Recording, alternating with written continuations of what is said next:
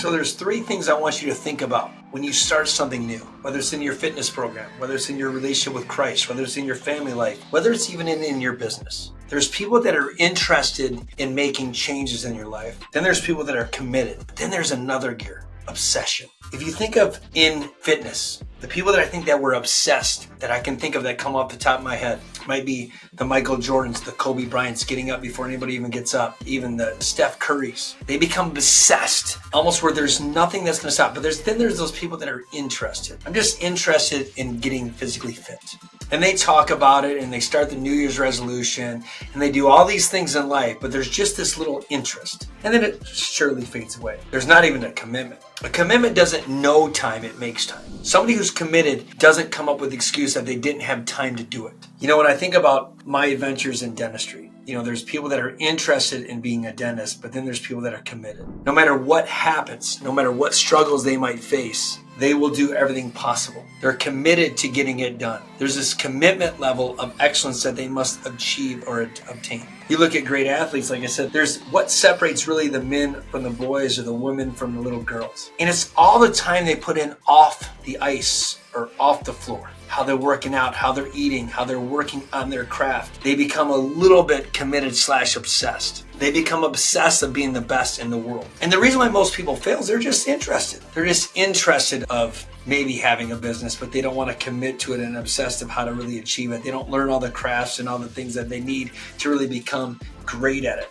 They're interested in being a parent, but not committed or obsessed with being a great parent. They don't sacrifice any time they need to sacrifice to get to what it is that they want to do. They're interested in being a great husband or a father. They're not committed or obsessed with it. They're interested in having a relationship with Christ, but they're not committed to trying to live up to that every single day. They're not obsessed. That's why there's 99% of the people aren't really successful. They're just interested in it. They don't become obsessed of doing things every single day to be the best version of themselves. My wife and I joke, early on, there's things you think of and things changes you go through life, but I kind of become obsessed of being a great husband and a great father. Like there's a part of me that's obsessed to making sure that all their needs are met. There's a part of me that's obsessed of trying to push myself to a limit. And people ask me, like when I've written books, how did you possibly have the time, I love that word time, to write books? I'm always going to tell people, man, no matter what you want, if you're truly committed, you'll make it happen. If you're truly committed, you'll make it happen. I'm so sick and tired of husbands and wives or people saying they don't have enough time for each other. Man, if you're committed, you're going to make the time. Oh, life's too busy. We can't have physical touch or contact. Man, if you're committed, you're going to make it happen. It's no different than in business. I don't have the time to start my own business. You're not committed enough to start your own business.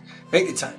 When I was writing my books, I utilized every time possible. That's why I coined the phrase, commitment doesn't know time, it makes time. Like I didn't eat lunch because I had an hour window where all I did was commit to, ready? This is how easy it was to write a book. I committed to an hour a day for 12 days. I wrote 12 chapters in 12 days. An hour. An hour, that's all I did was focus on one chapter. I didn't try to write the whole book in a day. I wrote a chapter a day and eventually just build upon itself. Like you don't have to go crazy. You don't have to go insane. You just have to be committed to getting something done. You want to run a marathon? Okay, what is it going to take for you to do it and commit to doing it? Most of us lie. We don't even have integrity within ourselves. We say we want something, but we're not committed or even becoming obsessed to getting it done. Even myself, I feel like I kept telling myself, I'm going to do an Ironman. Man, really? I haven't done it yet. Why? Because I must not be committed enough and I must not be obsessed enough to making it happen. So look at things in your life when you're not making it happen. I'll be honest with you, you just have an interest. You're not committed. Let's just cut the bullshit. You're just not committed. You're not obsessed of making it happen. Because I've never seen somebody who wasn't committed or obsessed that didn't make things happen. I mean, I use this all the time. Even a drug addict with no money will find drugs. A mother with no money will find a way to feed their kids. They're committed to it. So the things you're not accomplishing in life, it's really simple. You're just interested. You're not committed. You're not obsessed. You don't really want to be the best. You say you want to be the best. You talk. You don't really want to be committed to the final outcome. You're committed to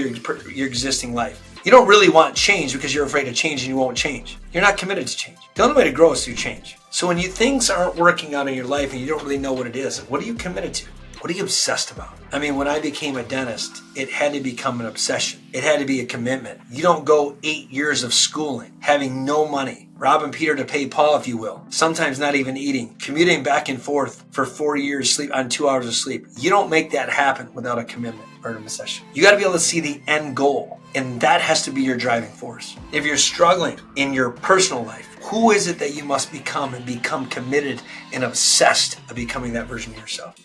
Any time, any single person commits to something, they will achieve it. If you want a great relationship with your wife or your husband, you commit to it, it will happen. You make the time. You obsess about making the time, it'll happen. If you want your business to thrive and grow, you must become obsessed and committed to learning every nuance in that business. Everyone says, well, I'm not a CPA. You better learn CPA. You better learn P&Ls and balance sheets. Well, I don't know tax codes. Well, you better learn the tax codes. You better learn how to save it. You got to become obsessed. You want to be great in finances. You got to be obsessed and be the lab ladder learning that every single day. You got to be able to think for yourself. But most people can't even lead themselves. They won't even commit to their final outcome. They won't even commit to putting something in a journal every single day of what is it they want to accomplish. They won't even commit every single day to go and get what they want, but yet they're going to say life didn't work out for me. At the end of the day, you're just interested in being great. You're not committed. You're just interested of losing that weight. You're not committed. You're just interested of having that relationship with your kids or your wife. You're truly not committed. You're just interested of having income and flourishes of financial and abundance. You're not committed, let alone obsessed. It's the people that are committed and the people that are obsessed with whatever it is they want to accomplish that will crush their dreams.